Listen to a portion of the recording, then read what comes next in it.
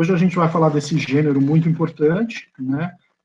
Já martelei bastante, gente. Eu quero que vocês tenham uma visão bem clara da linha do tempo em evolução humana, né? Então, são aproximadamente 6 milhões de anos, dividido em 3 fases de 2 milhões de anos aproximadamente cada.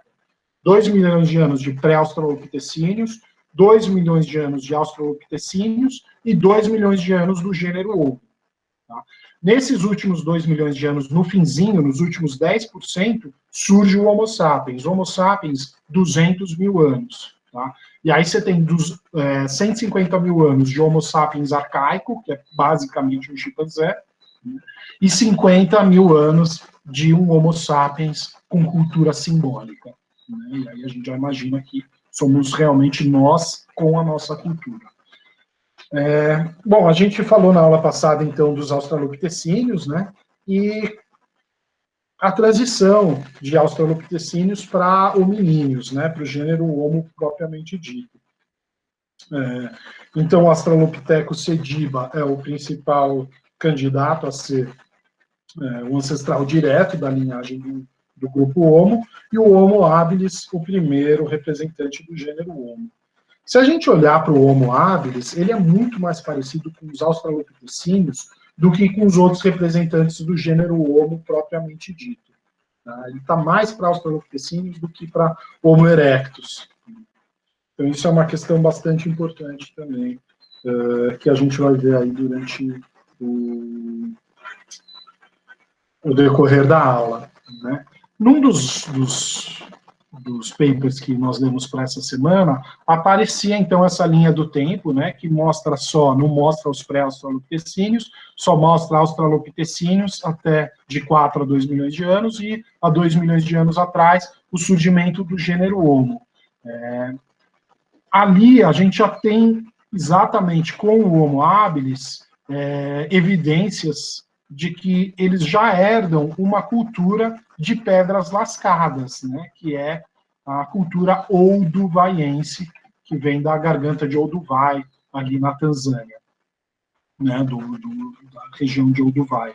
Olduvai Gorge, né, um vale profundo que tem ali na Tanzânia, e é onde foram encontrados vários fósseis, e principalmente essas ferramentas são encontradas em abundância. Né? A ferramenta olduvaiense, ela era muito simples, né? Ela era só um núcleo que recebia um impacto e saía uma lasca. E essa lasca era usada, então, como faca. Né? O núcleo se imagina que era descartado, a gente não tem evidências de que eles eram usados, mas as facas, sim, se tem evidências de que elas riscavam couro, riscavam peles de animais, para a gente conseguir descamar e ter acesso ao interior dos animais que serviam de alimentação para esses nossos ancestrais. Muito provavelmente, os australopitecíneos, antes de lascarem as pedras, usavam pedras não lascadas, né? Então, eles procuravam pedras afiadinhas e usavam. Em algum momento, eles perceberam que você podia fabricar essas lascas, né?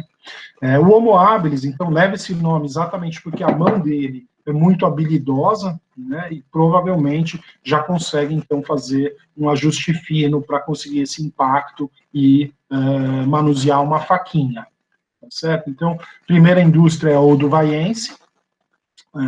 O Homo habilis começa uma indústria que a gente vai chamar de aqueulense, que está mais associada ao Homo erectus, possivelmente só tenha sido desenvolvida pelo Homo erectus, mas o fato é que você tem, então, uma machadinha de mão muito mais complexa. Né? Ela recebe várias percussões, ela é simétrica e ela tem 2 lados iguais. Então, é ali que nasce essa ideia de que existe um mapa mental de a ferramenta que você queria produzir e que você ia ter que transmitir para os seus filhos como fazer. Essas ferramentas foram passadas de geração em geração por 2 milhões de anos, com muito pouca variação, né? Embora inicialmente as ferramentas aqueulenses eram maiores, conforme os milhões de anos passaram, os 2 milhões de anos passaram, elas ficaram um pouquinho menores. Né? E aí a gente tem principalmente o protagonismo do Homo erectus aí nesse milhão de anos, e depois a gente tem o aparecimento do fogo, possivelmente há um pouco antes de 1.200.000 anos, mas certamente a partir de 800.000 anos atrás o Homo erectus já domina o fogo. Todas essas mudanças, então, provocam mudanças nos nossos dentes, na nossa capacidade craniana.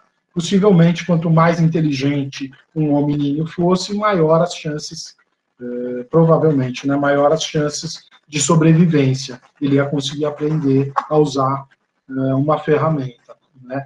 Eu queria fazer com vocês agora um experimento, queria que todos vocês pegassem uma caneta, né, fechem a caneta assim na mão, e façam uma percussão assim no crânio de vocês, né? Leve, né? Mas sintam como a ponta ela é importante, né? Agora dá um soquinho um pouco mais forte, assim, para machucar não muito, né? Mas sinta como é eficiente o impacto de você ter uma pedra na mão na hora que você for brigar, se defender ou lutar com um predador, né? Agora imagina você pegar e bater com toda a força, né? Tem até uma arte marcial, não sei se é bem arte marcial, que chama Kubotan, que é você transformar esses elementos do seu dia a dia em armas, né?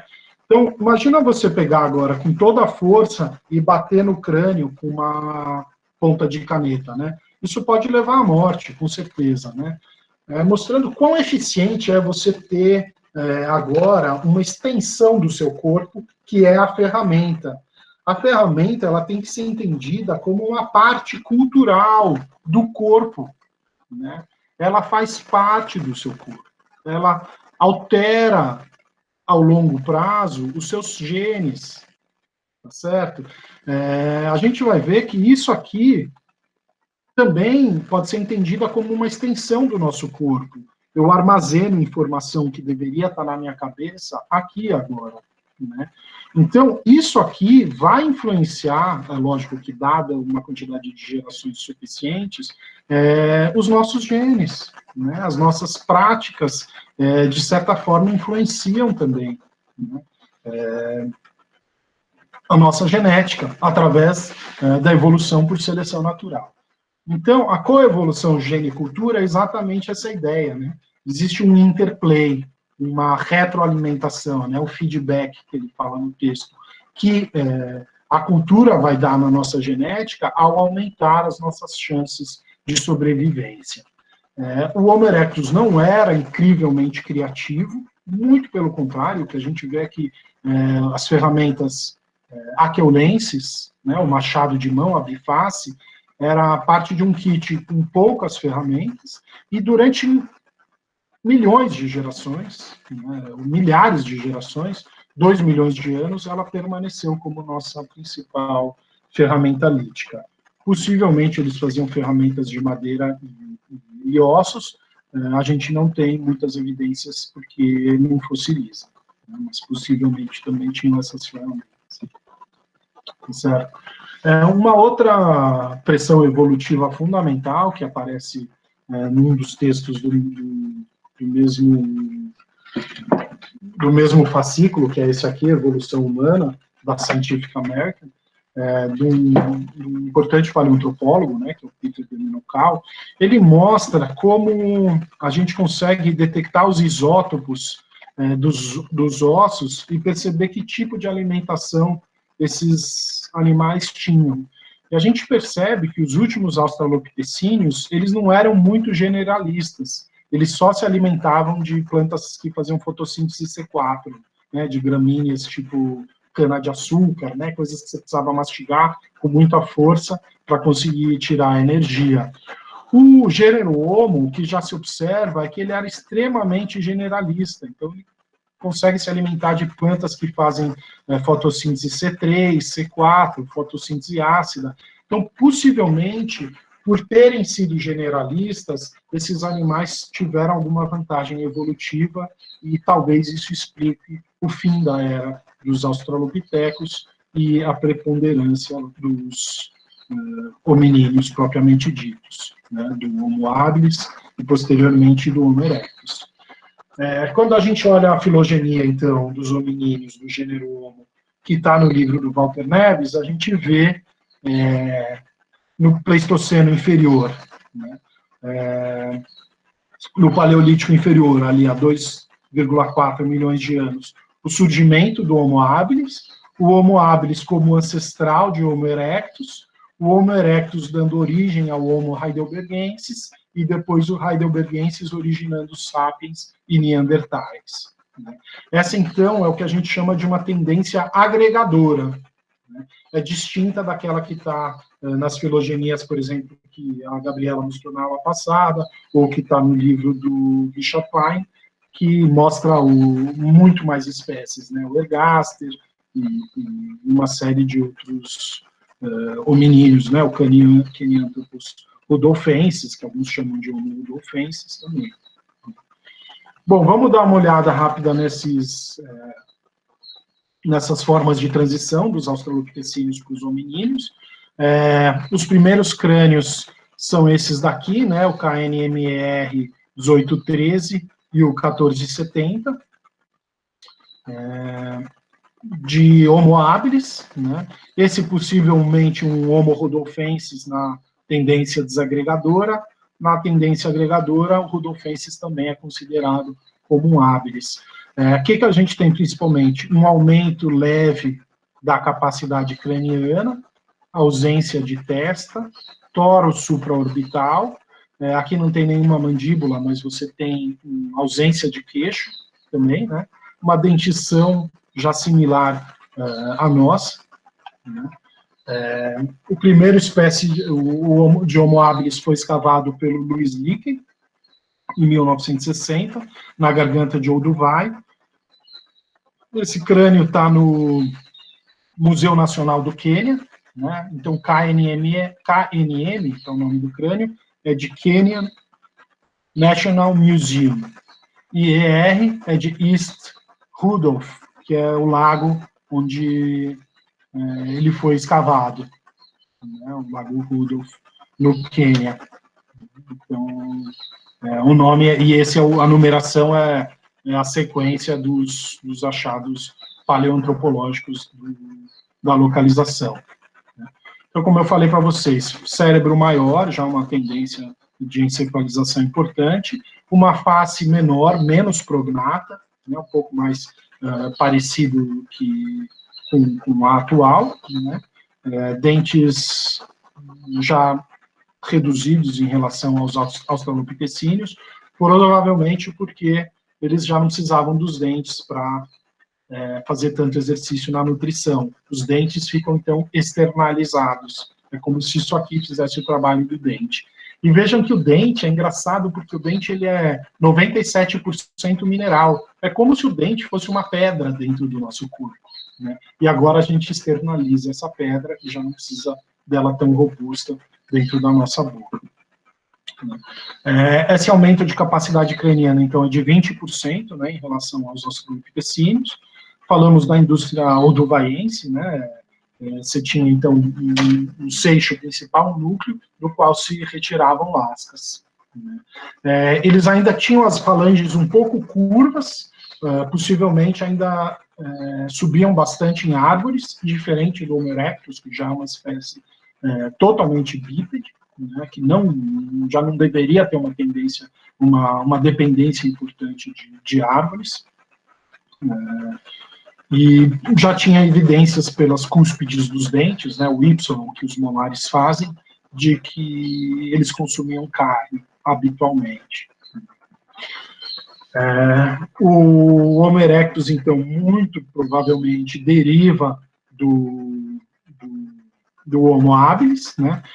Se vocês quiserem gravar a transição de pré-australopitecíneos para australopitecíneos, ocorre a 4,2 e de australopitecíneos para Homo a 2,4, se vocês quiserem saber certinho. Mas se você falar aproximadamente 4 e 2 para essas transições, tá ok. Então, 2,4 é o primeiro Homo habilis. Homo erectus devem ter surgido um pouco antes de 1,8 milhões de anos atrás. mais a 1,8 já se encontra fóssil de Homo erectus até fora da África. Né? Existe uma tendência, então, desagregadora de chamar esses fósseis africanos de ergaster e erectus, tudo que tiver na Ásia, no Oriente Médio e na Europa. Tá? Eles eram bípedes obrigatórios, o erectus, como a gente falou. Esse aqui também está no Museu do Quênia. Esse daqui é de Olduvai, né, da garganta de Olduvai. Esse aqui é o KNMR 3733, um dos crânios mais antigos e mais importantes, né, de Homo erectus. Vejam novamente, tórax supraorbital, uma face robusta, aumento de capacidade craniana em relação ao habilis, não tem testa, né, nas mandíbulas não tem queixo, e vejam que o tórax supraorbital desse espécime aqui é um pouquinho mais avantajado, né? Um tórax bastante proeminente, tá certo? Bom, uma outra coisa importante no Homo erectus é que os fósseis mostram uma variabilidade intraespecífica importante. Eles fizeram alguma evolução cultural, mas pequena e discreta, e até 50 mil anos atrás ainda tinha Homo erectus circulando pela Ásia. Uma espécie muito importante, muito longeva como espécie, eles duraram 2 milhões de anos, Homo erectus. Se você conseguisse ver um Homo erectus, se entrasse no metrô, por exemplo, um Homo erectus, bem vestidinho, você já fala, bom, é um ser humano, né? É como eu, você não ia falar, pô, mas isso aqui é uma outra espécie. Né? Já somos nós, talvez ele tivesse uma cara um pouquinho, um nariz um pouco mais maior do que nós, mas fora isso, é basicamente um ser humano. Tem um livro bacana, que é esse aqui, da doutora Alice Roberts, e ela faz esse exercício científico de reconstituir as partes moles do crânio, E então tem, deixa eu ver. Eles mostram como que eles fazem essas reconstituições, né? E aí tem reconstituição de tudo quanto é bicho. Esse aqui é o Sahelanthropus chadensis. Eu não coloco nos slides, porque isso tudo ainda é um pouco, vamos dizer, muito baseado em suposições, embora... Olha a Lucy, embora tenha muita ciência ali. Deixa eu ver se tem algum Homo erectus. Esse é uma reconstituição de Homo habilis.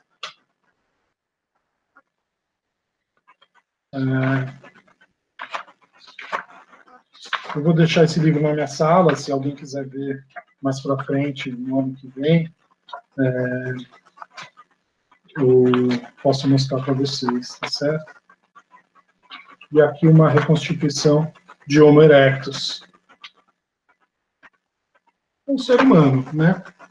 Você já não conseguiria diferenciar ele tão claramente, né? Você acha que ele ia ter uma testa esquisita, um queixo esquisito, mas passa por um humano tranquilamente, né? Mostrei para vocês, né, o pôster do garoto de Turkana, né? Ele foi escavado por Richard Leakey, o filho do Louis Leakey com a Mary Leakey. É o cara que comentava a origem das espécies lá que a gente leu, o Richard Leakey. Ele foi uma figura super proeminente na Tanzânia, concorreu à presidência da Tanzânia, enfim, importante, né? Um paleoantropólogo ali tendo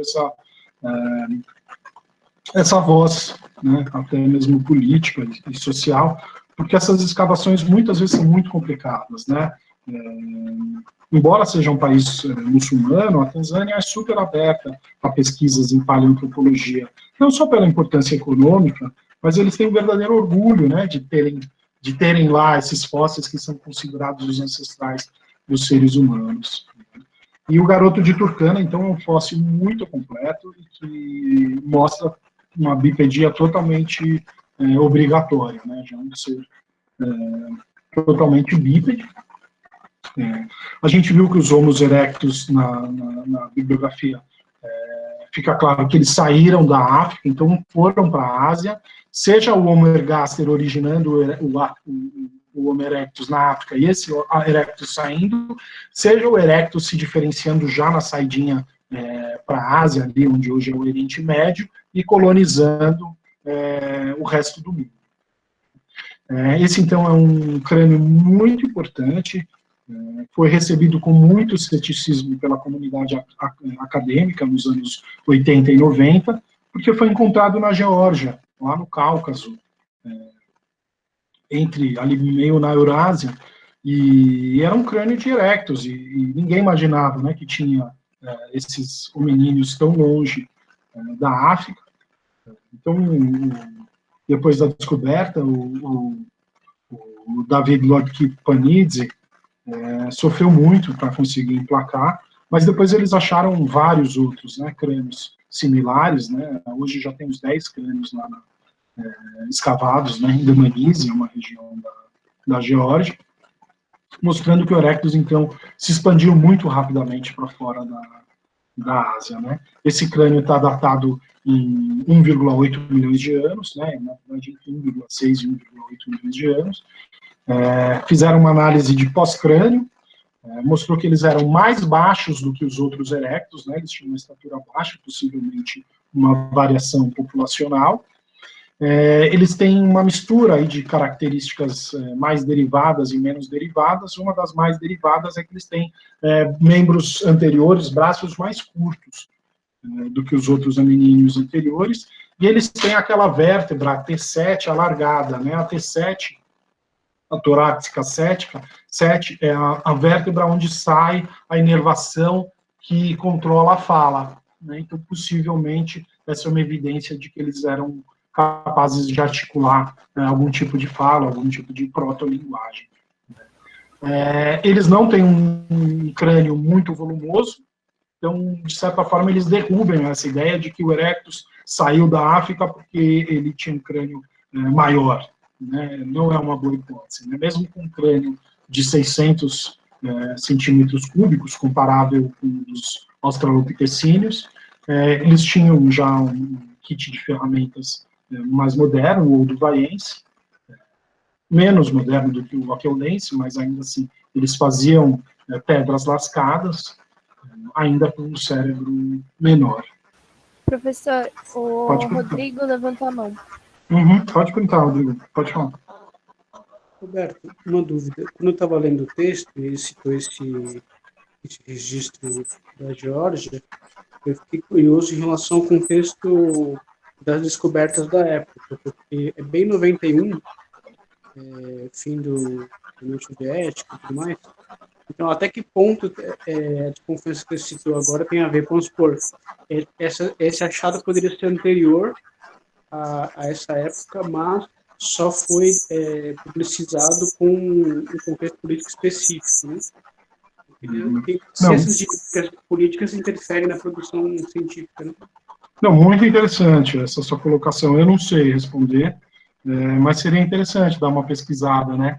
Eu sei que eles demoraram alguns anos para publicar, mais do que o normal. Provavelmente porque eles precisavam de evidências suficientes para serem aceitos numa publicação tipo Nature, Human Evolution, algum jornal de respeito. Mas o contexto político da história deles eu não sei. Mas é muito bacana estudar. Eu quis me aprofundar no Eugene Dubois, que é outra coisa, não tem nada a ver com Geórgia. Ele foi um dos primeiros a sair no século XIX para caçar, foi o primeiro caçador de crânios e de fósseis de hominíneos, né? E ele foi para a Ásia. Então ali mostra assim, um contexto político muito importante. Né? Mas é uma questão bem interessante, desculpa, mas infelizmente eu não conheço os pormenores da descoberta dele. Bom, vamos seguir, gente. Esse é um crânio aí muito importante de erectus, mostrando, é o velho, né? Mostrando que possivelmente essa sociedade já estava estruturada com algum tipo de respeito ao idoso, ou esse era um indivíduo central em algum grupo, né? Vamos lembrar que no Erectus a gente já imagina que eram grupos de possivelmente mais de uma centena de indivíduos, né, vivendo em sociedade. E que eles cuidaram desse indivíduo, né? Ele sobreviveu.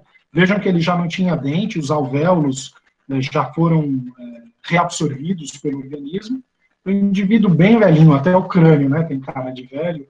E, de fato, era um indivíduo de uma idade avançada, que requisitou, com certeza, algum tipo de cuidado. Né? Ele tinha que comer alguma comida que já tinha sido mastigada por outra pessoa, ou uma papinha que alguém preparou, ou alimentos líquidos. Né? Sozinho ele não teria como ter dado conta de sobreviver.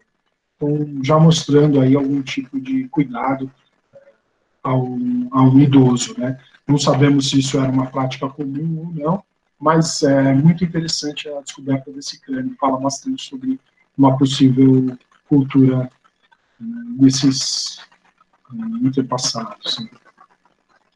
Ele teve cuidado, né? Foi cuidado.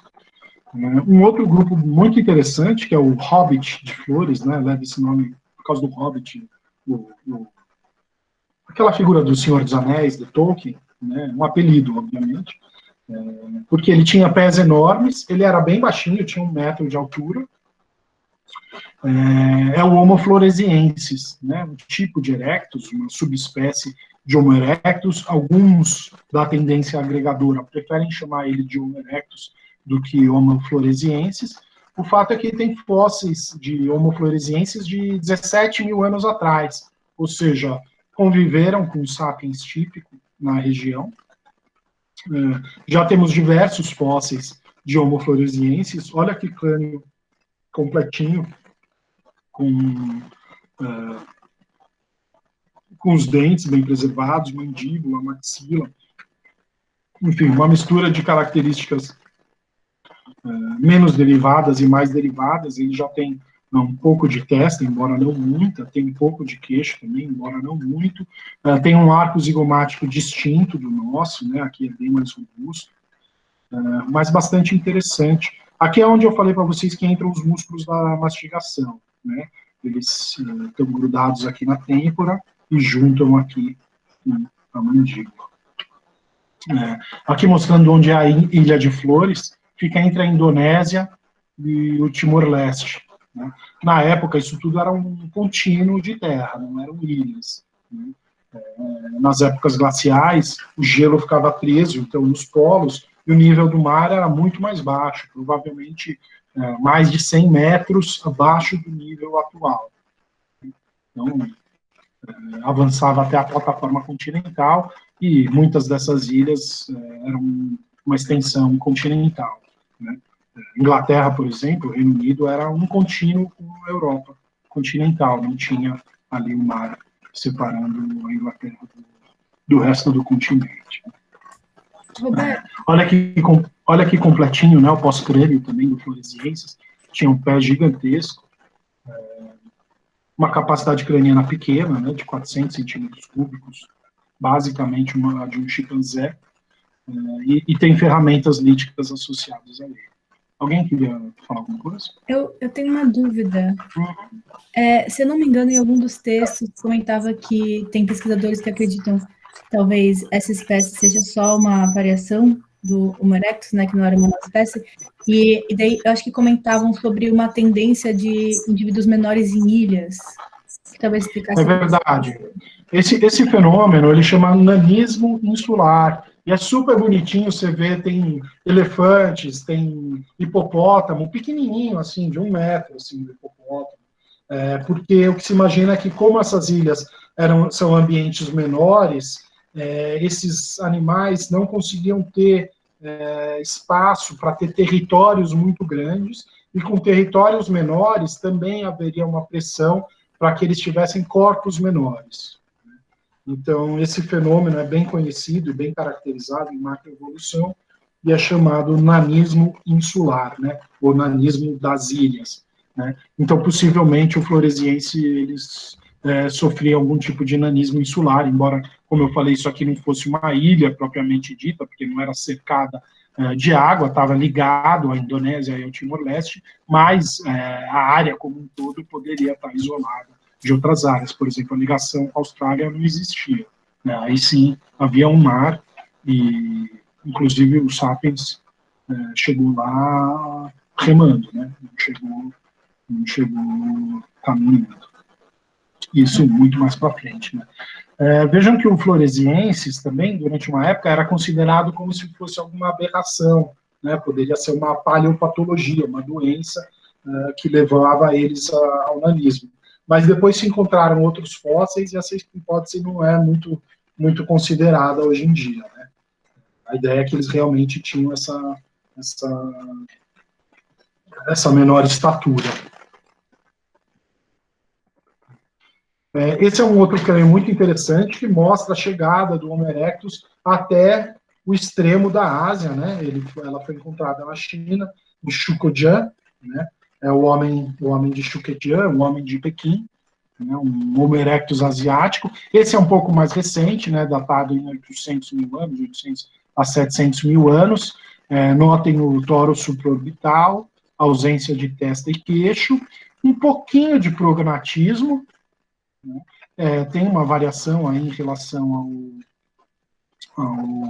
aos outros Homo erectus, mas é claramente um Homo erectus, né?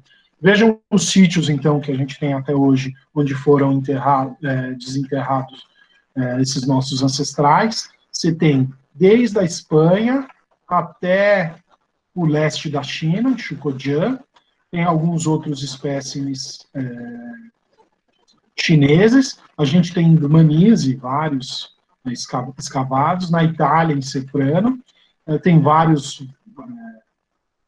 crânios africanos, né, na garganta de Olduvai, aqui é Olduvai Gorge, né, no Lago Rudolf, Lago Turkana, no Lago Rudolf também, e um pouquinho mais para o nordeste da África.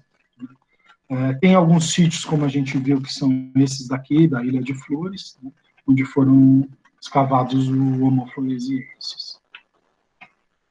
E aqui um pouco das distribuições geográficas, né? Então, olhem os continentes aqui, né? Leste da África é o primeiro, provavelmente os originais. Eles saem da África, cruzam o Oriente Médio e invadem a Ásia e a Europa. Muito no início da sua especiação, né? Isso levou, durante muito tempo, a gente imaginar que o Homo sapiens ele tinha surgido nesses continentes independentemente. Por isso que os orientais, os chineses, japoneses, coreanos têm traços típicos, os africanos têm traços típicos, os europeus traços típicos, né? Era a ideia multicontinental, né, de que a gente tinha se desenvolvido em diferentes continentes, né? Essa hipótese caiu por terra, né? Hoje a gente sabe que o Homo sapiens é uma espécie africana, mas só para vocês verem da onde nasceu essa hipótese, né? Nasceu de você ver já o Erectus distribuído, e aí se imaginava que o Erectus originou os sapiens nos distintos continentes, né? Então o Erectus sai da África, coloniza todo o velho continente, Europa, Ásia, mas ele é extinto depois em todos esses outros continentes, né? Possivelmente originando o Homo heidelbergensis e, por fim, o Homo sapiens. Possivelmente não, desculpa, sabidamente o Homo erectus é um ancestral direto dos sapiens, certo? Bom, a gente lê um pouquinho da morfologia craniana, então já falei, tórax supraorbital. Aqui eles tinham, não chegava a ser uma quilha igual dos Sahelanthropus, mas eles têm um abaulamento aqui, que é chamado de quilha sagital, onde se prende a musculatura para mastigação. Eles têm um crânio, então, baixo em relação ao nosso, a gente tem essa parede aqui lateral no crânio, nenhum outro hominídeo tem, né? O crânio deles é baixinho e mais alongado para trás. Eles tinham essa saliência, que a gente não tem mais, que é chamada de toro nucal. O toro, então, é uma característica morfológica típica de Homo erectus. Se você olhar o crânio por cima, você vê esse formato pentagonal, que também não existe nas formas posteriores, nem em heidelbergensis, nem em sapiens, nem em neandertais. E eles têm essa constrição aqui pós-orbital, né, que a gente também tem, que é essa reentrância aqui nas têmporas, se você olhar o crânio por cima. Tá? As primeiras formas, então, tinham uma capacidade craniana de 850 centímetros cúbicos. A média de todos os crânios é quase 1 litro, né, 950 centímetros cúbicos. O homem de Pequim, ele tem quase 1.300, ou seja, 1.200, mas assim, praticamente a de um Homo sapiens moderno, que é um 350. As variações que a gente vê entre os crânios, então, são devidas a dimorfismo sexual, talvez dimorfismo populacional, intrapopulacional e interpopulacional. E a gente imagina, então, que eles começam a ter uma cognição já bastante adiantada, né? Eles deveriam ser capazes de ter interações sociais muito, muito mais complexas, tá certo? Bom, o Homo erectus também, ele tinha, então, uma dieta muito rica em proteína, né?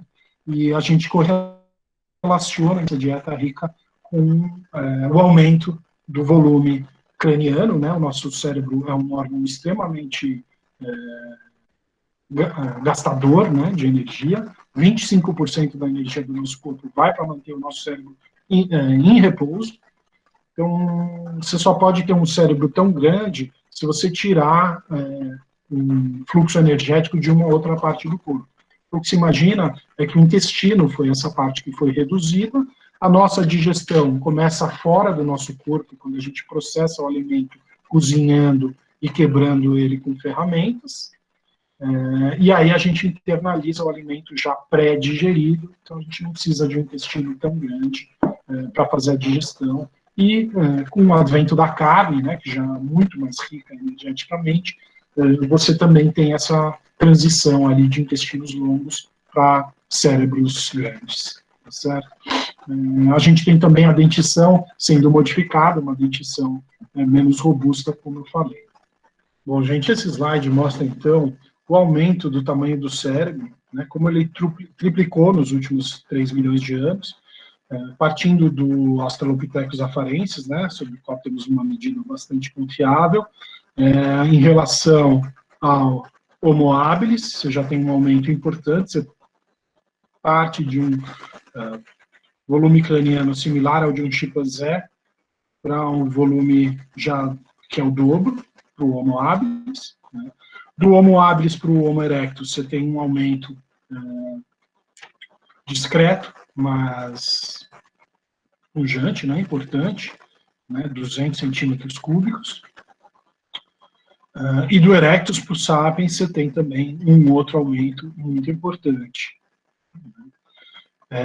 Olha o que eu falei no começo da aula, como o sapiens moderno tem uma redução de volume craniano em relação ao sapiens arcaico. Isso está bem documentado e a gente vai falar sobre isso na aula de sapiens, né? Não significa que o sapiens moderno é menos capaz intelectualmente do que o sapiens arcaico, mas sim que houve diferentes conexões, né, que possibilitaram que se mantesse o nível de inteligência num cérebro de volume menor, e também vai mostrar um pouco do efeito biocultural, né, da coevolução gene-cultura, levando a essa redução como melhor hipótese. Mas a gente ainda está nessa fase aqui, né, de estudos do Homo erectus, mostrando então aí esse importante aumento aí em termos de volume craniano, né. Aqui é a mesma ideia, né, mostrando agora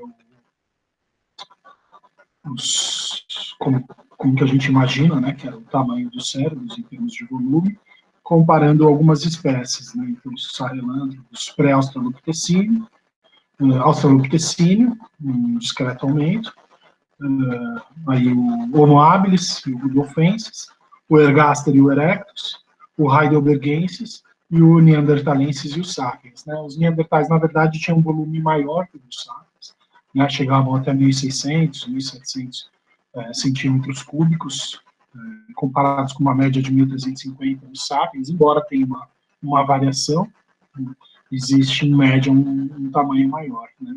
Então o erectus está bem aqui no meio do caminho. O importante, às vezes até mais do que o volume craniano, é a gente ver o coeficiente encefálico né, que é exatamente essa taxa essa relação, né, entre o volume do encéfalo e o tamanho do corpo, né? Então, você tem um tamanho do corpo médio, né, em relação ao tamanho do encéfalo, e você tem um desvio dessa média conforme o grupo mamífero, né? Então, vejam que o Sapiens, então, ele tem um coeficiente encefálico de 7,5, né? Depende do método que você usa, entre 6 e 7,5 para quantificar. Os golfinhos têm também um coeficiente encefálico enorme. Vejam que é um animal extremamente inteligente, capaz de coisas fantásticas, se reconhece no espelho. Saiu ano passado a evidência de que os machos jovens de golfinhos, eles usam até psicotrópicos, né, em grupo. Eles mordem o baiacu solta uma toxina ali, que é como se eles estivessem ali, sei lá, fumando maconha ou fazendo alguma utilização de entorpecente juntos, né?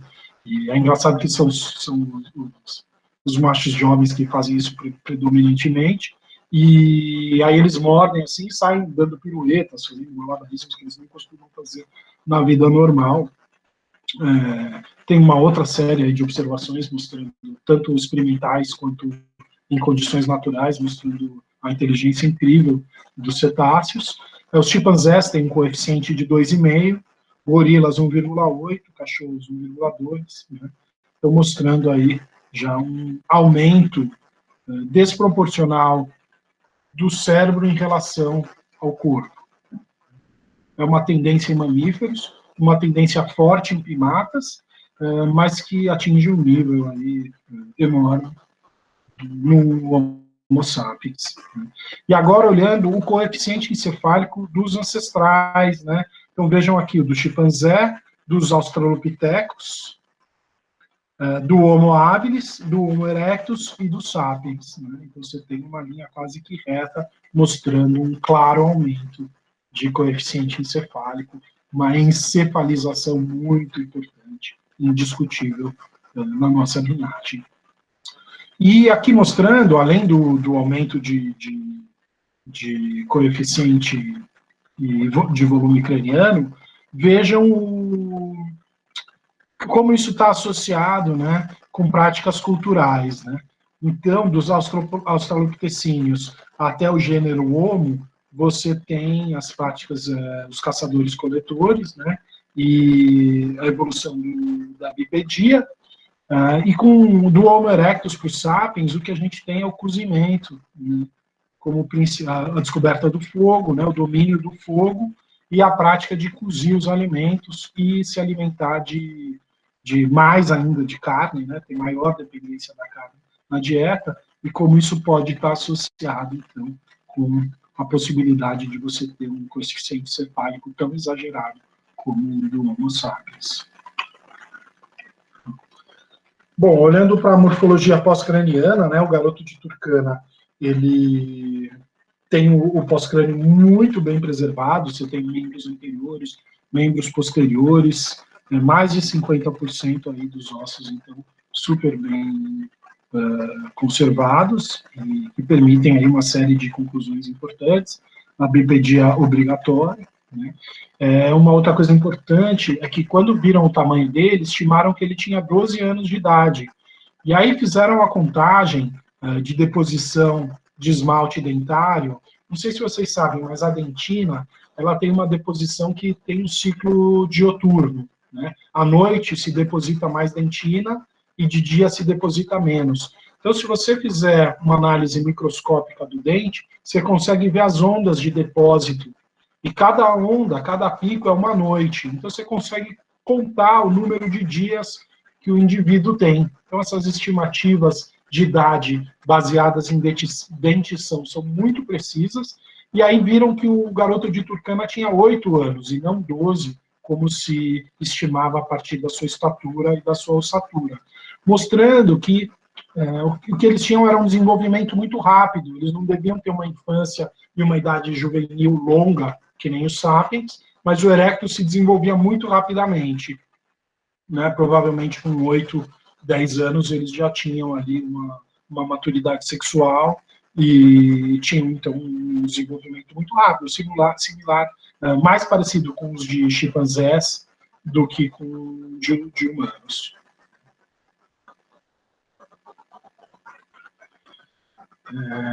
Desculpa, eu não falei da T7, né? O garoto de Turkana não tem a T7 tão alargada quanto aquele outro pós-crânio que eu mostrei para vocês, né? Então, não fala a favor de uma fala complexa. Tá? Provavelmente eles não articulam. Esse garoto não articulava tão bem a musculatura, né? Não tinha uma inervação suficiente para articular a musculatura de fala. Mas o principal do garoto de Turkana é realmente essa conclusão a respeito da velocidade de crescimento, né? Então, se vocês olharem um macaco, ele, depois do nascimento, ele tem um curto período juvenil e ele já chega na idade adulta com 6 anos de vida.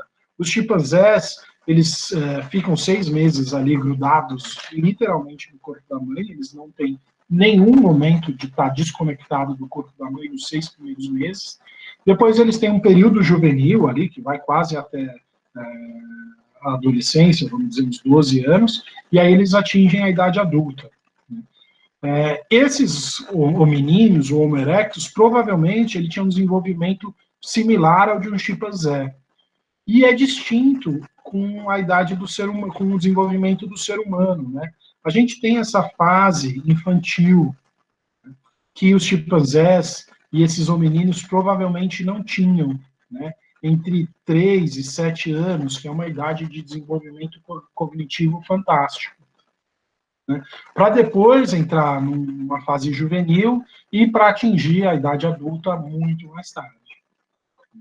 Você tem essa fase juvenil muito alongada no ser humano, isso não existia, provavelmente eles atingiam idade reprodutiva muito antes, né? Lembrando que a expectativa média de vida deles era muito inferior à nossa, né? A gente tem boas estimativas para sapiens arcaicos, que era a expectativa de 20 anos de idade, e os neandertais viviam um pouco mais, viviam entre 30 e 40 anos de idade. Estou mostrando que a infância ela passa a ser uma novidade evolutiva. Essa ideia de você ter uma criança, né? Aquele desenvolvimento infantil. Né? Aqui mostrando os pós-crânios de Australopithecus até Homo sapiens, né? Então, para vocês verem realmente essa questão da estatura, né? Como ela vai aumentando, com exceção de Dmanise, eu mostrei para vocês que tinha 1,5 metro, os Homo erectus posteriores e todos os outros, né, heidelbergenses, sapiens, denisovanos e neandertais, eles tinham uma altura maior, né, eles não tinham 1,20 m, né, eles começam a ter 1,60 m, 1,70 m, possivelmente até mais, né. O garoto de Turkana, a gente viu que a estimativa é que ele fosse até 1,80 m, né, embora ele tivesse com 1,60 m, ele morreu, né, por aquele abscesso dentário que eu mostrei para vocês, mas possivelmente ia chegar a 1,80 m, né? Então, olha o garoto de Turkana comparado com a Lucy, né? Muito mais alto. E aqui a gente vê também uma adaptação para a bipedia muito importante, muito clara, que é o formato do tórax, né? Olha as costelas da Lucy e olha as costelas do garoto de Turkana, né?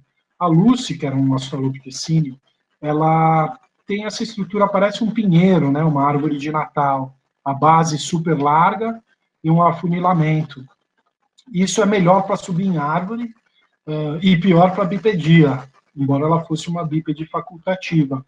Já no garoto de Turkana, olha como parece um barrilzinho, né? Embora você até tenha as superiores um pouco menores, né, do que a base, é um formato de barril, né, mais bem adaptado à bipedia do que esse formato de pinheiro. Bom, Falamos já das culturas, né? Então, a sequência cultural é importante que vocês saibam, né? É OAM, Olduvaiense, Aqueulense e Musteriense. Né? Então, se inicia realmente pela Olduvaiense, provavelmente Australopithecine sediba, anterior ao habilis, já estava clivando, mas é indubitável que o habilis fazia, então, essas ferramentas, né? Fabricava essas lascas que eram usadas como facas. A gente não tem uma ligação perfeita entre indústrias e fósseis. A gente tem fósseis de erectus tanto com ferramentas olduvaienses quanto sítios com fósseis de erectus e as suas ferramentas líticas, que eram as aqueulenses. Mas não é uma correlação exata entre cultura e espécie. Tá certo? Então, a gente tem essas primeiras marcas na Etiópia, há 2,6 milhões de anos. Tem esse arqueólogo que fez bastante sucesso nos anos 90, com esse livro War Before Civilization, o Lawrence Keeley, e ele fala a favor da ideia de que esses grupos eram bastante nervosos e sanguíneos, no sentido de brigas entre bandos, né? Provavelmente eles lutavam usando essas ferramentas, segundo ele, mas a gente tem mais evidências de que elas eram usadas realmente para cortar as peles de animais, né, e ter acesso, inclusive, ao tutano. Teve uma época que se disse um pouco mais de que não deviam ser animais muito agressivos, mas hoje essa visão caiu um pouco por terra, né, a ideia de que realmente eles eram bastante agressivos. Se você olhar os chimpanzés, eles estabelecem verdadeiras guerras entre grupos, né? Às vezes tem bandos de 50 que começam a invadir um território de um outro grupo, de um outro bando, e a própria Jane Goodall já documentou uma época em que houve verdadeiras guerras entre esses bandos, eles se reencontravam assim semanalmente ou mensalmente, e inclusive com mortes, né? De briga até a morte de alguns membros do bando. Então, foi uma coisa muito triste que ela documentou, mas de que os chimpanzés eram capazes ali de verdadeiras guerras entre bandos. A gente não sabe exatamente, mas o que se imagina era que eram animais extremamente agressivos. Enfim, quem se interessar pode buscar aí a bibliografia do Lawrence Keeley, esse livro, Guerras Antes da Civilização. Bom, então, caminhando em direção à indústria aqueulense, vejam que, comparada com a ferramenta olduvaiense, a aqueulense é muito mais refinada, né? Não é só uma porrada que você dá em cima de uma pedra, você vai clivando ali, né, para dar esse formato. Ela sempre tem esse formato de gota, se você olhar ela de lado, ela é simétrica, tanto olhando assim, de frente, de face, quanto olhando de lado, ela é uma gota perfeita, assim, simétrica. Muito bem esculpida, eram dezenas ou centenas de batidas, né, para ir tirando essas lascas. Se a pedra não ficasse boa, eles descartavam. Então, tem sítios ali onde eles manufaturavam essas ferramentas, e aí tem algumas jogadas que realmente eram descartadas, e é incrível esses sítios, porque você vê um monte assim, de ferramentas, no chão espalhadas, né? Você tem os núcleos que eram usados, muitas vezes eles deslocavam núcleos por 10 quilômetros ou mais, né, de obsidiana, de pedras que eram a preferência que eles tinham para manufaturar o machado de mão, né, como é chamada essa biface. Eu falei para vocês, né, que no início elas eram um pouco maiores, né, podiam ser mais ou menos assim, uns 10, 15 centímetros. No final elas ficaram mais fechadinhas, do tamanho de uma mão. Existiam algumas outras ferramentas, como esse cutelo aqui, mas o que a gente mais vê de fato é essa ferramenta típica, que é o machado de mão, né? No começo se imaginava que eles, aquela figura do, como que chama aquele personagem do Maurício de Souza, Piteco, né? Que ele usa um machadinho de madeira com essa pedrinha presa, né? Você imaginava que era uma ferramenta composta. Hoje isso caiu por terra, tá? Eles realmente só usavam isso na mão, né? não era uma ferramenta composta. Ferramenta composta, que contém madeira e pedra, por exemplo, é um sinal de avanço cognitivo e aparece muito posteriormente, já no final da vida ali do Homo erectus como espécie. O nome de Aqueulense vem, então, do sítio de Sainte-Claire, na França, né, onde ela foi descrita inicialmente, né? E uma outra questão importante é que essas ferramentas podiam ser reafiadas, né? Então, às vezes, de tanto usar para tirar o couro, por exemplo, podia perder a faca, né? Podia perder o corte, e aí eles iam lá e reafiavam, tiravam mais umas lasquinhas para recuperar o corte. Vejam que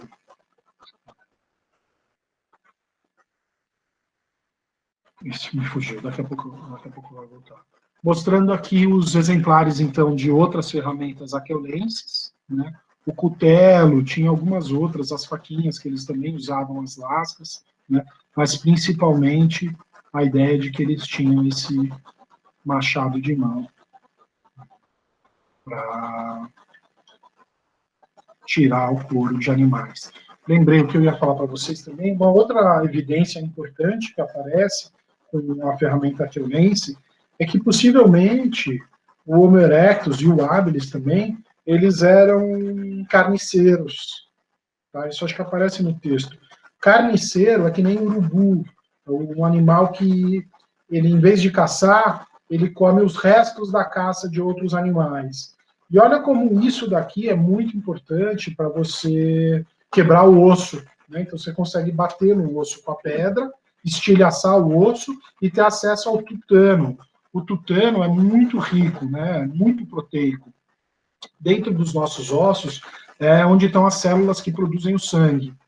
Então, realmente, essa matriz aí dos ossos é super energética, possivelmente era a fonte principal de alimentação, se de fato eles eram carniceiros, como a gente imagina que de fato eram.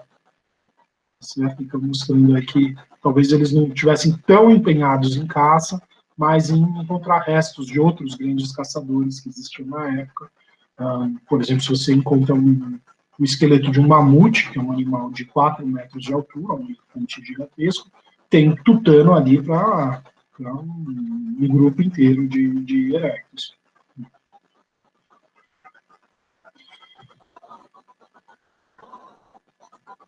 Aqui mostrando, super interessante, esse estudo saiu ano passado, mostrando uma ferramenta aqueulense feita de osso. Né? Na figura não dá para ver bem, por causa da mineralização, né, durante a fossilização, parece que é uma pedra, mas isso aqui é osso. Né? Então, mostrando que eles chegaram a fazer machados de mão de osso, né, usado para o butchering, né, que é o... Como é que é butchering em português? Você descarnar, né, as caças. Né? E dá para ver até a face que era usada como faca. Né? Você fechava a mão em volta da pedra e usava essa pontinha como faca. A gente vai ter a demonstração do João Carlos de como ele é um especialista, ele é um paleoantropólogo que se especializou em fazer essas ferramentas. Então, o número de impactos, o ângulo do impacto, e ele estuda isso tudo para saber exatamente como era feito, qual era o processo. Eu gostaria que essa semana vocês fizessem essa lição de casa também, de pegar 2 pedras, põe uma no chão, cuidado para não pode machucar, e tentem tirar lascas, né, para vocês verem mais ou menos como que é essa manufatura de indústrias líticas, né? Vocês vão ter aí uma epifania primal fabricando ferramentas de pedra, né? Lógico que a aqueulense é difícil de fazer, mas pelo menos o molduvaense acho que todo mundo consegue.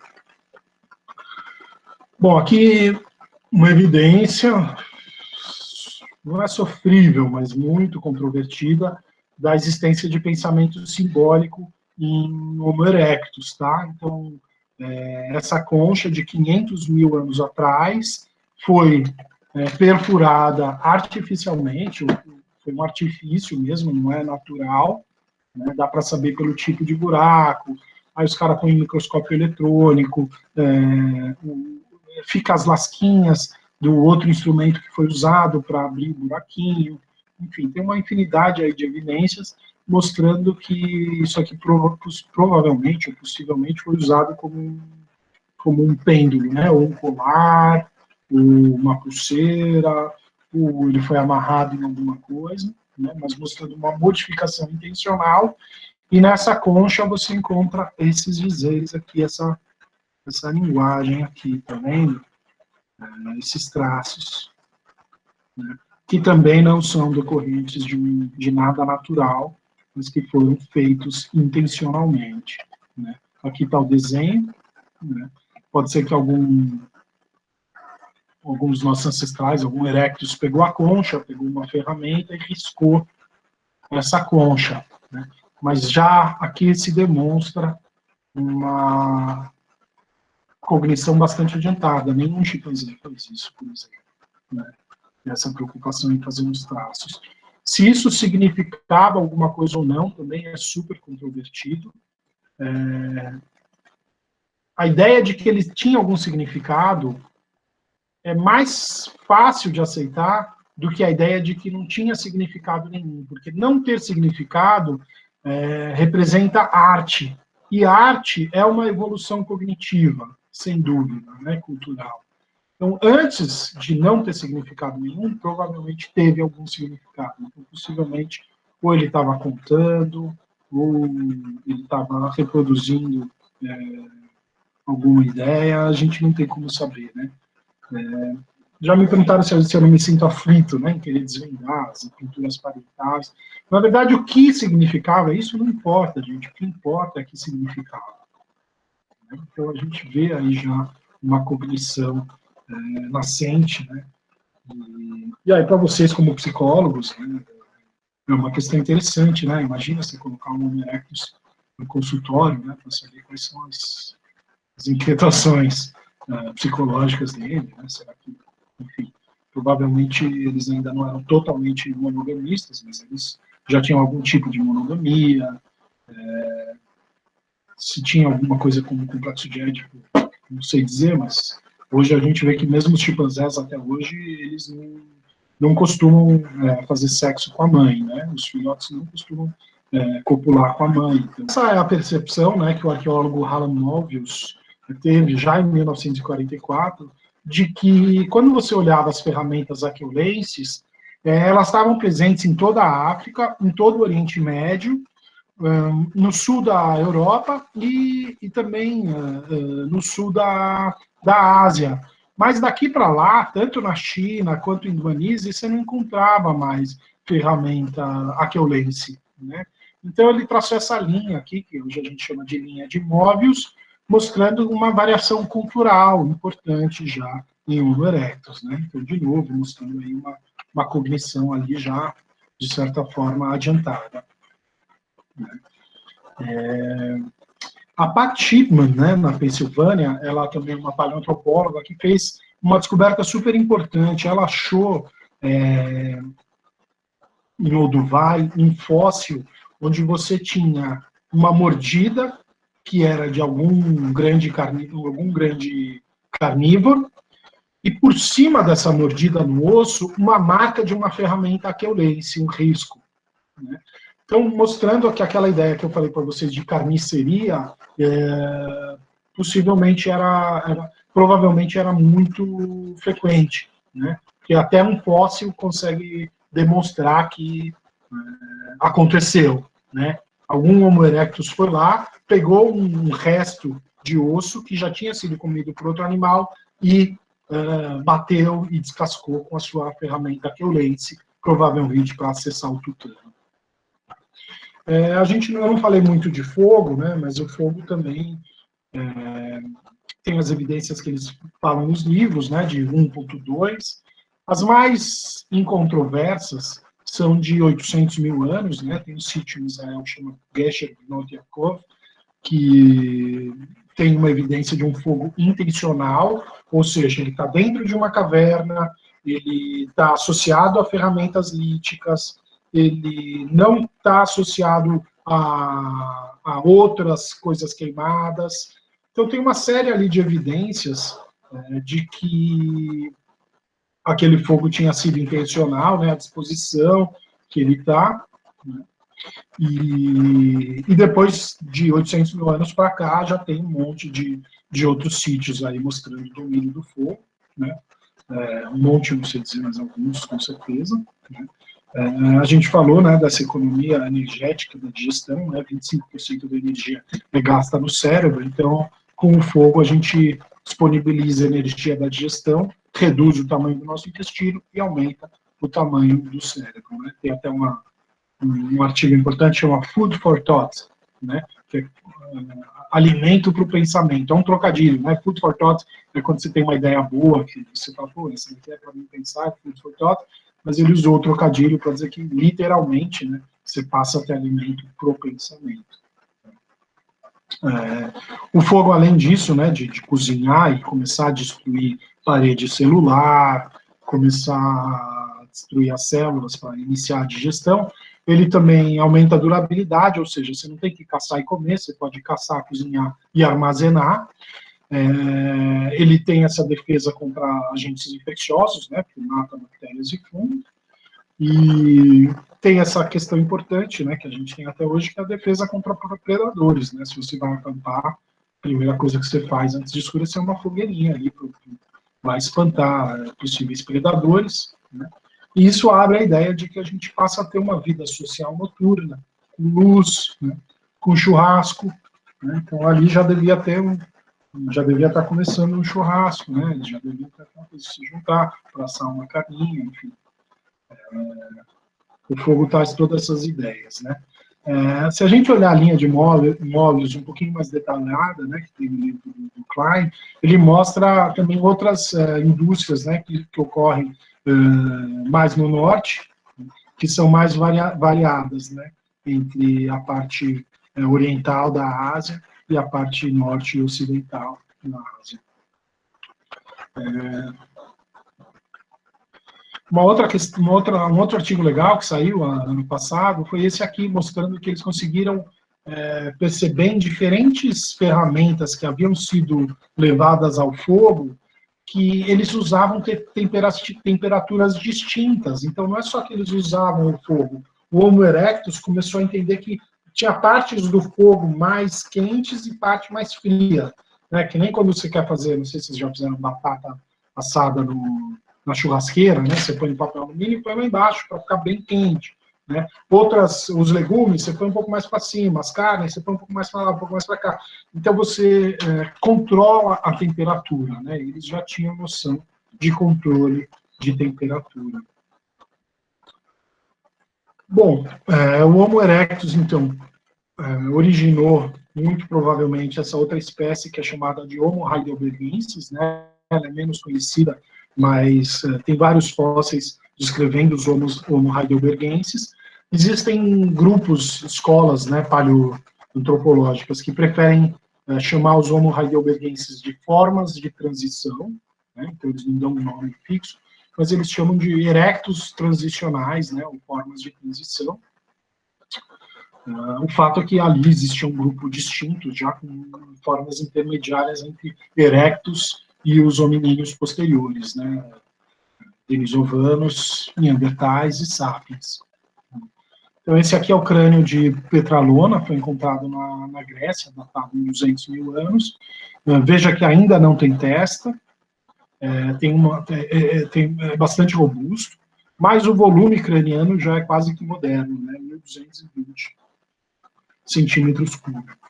E esse aqui é um crânio etíope, né, de Bodo, também mostrando o heidelbergensis, mostrando essa variabilidade geográfica gigantesca. Você tem uma mandíbula também, que é a primeira descrição do heidelbergensis, né, foi encontrada em 1908 na Alemanha, né, pelo Otto Schüttensack. E o que a gente imagina, então, é que o heidelbergensis se desenvolveu na África, saiu da África e fez uma nova conquista lá da Europa e se diferenciou na Europa em Neandertal. e na África se diferenciou em sapiens. Eles tinham uma capacidade, então, quase moderna, como eu falei para vocês. Eles estão associados à indústria aqueulense, e depois eles fazem uma outra indústria que é chamada de musteriense, né, que começa, assim, a fazer ferramentas compostas. Tem lanças de madeira que foram descobertas de 2 metros, né, então, provavelmente, para você caçar ou lançando ou brigando com as presas, mas a uma distância segura, né, de 2 metros. Também tem uma ferramenta que é feita com dente de tigre de dente de sabre, não sei se vocês já viram, um bicho medonho assim. Um tigre deve ter, sei lá, o dobro ou o triplo do tamanho de um tigre atual. Ele tinha uns dentões assim, que vinham, devia ter uns 10 centímetros, e eles eram especializados em comer hominídeos, entre outras coisas, né?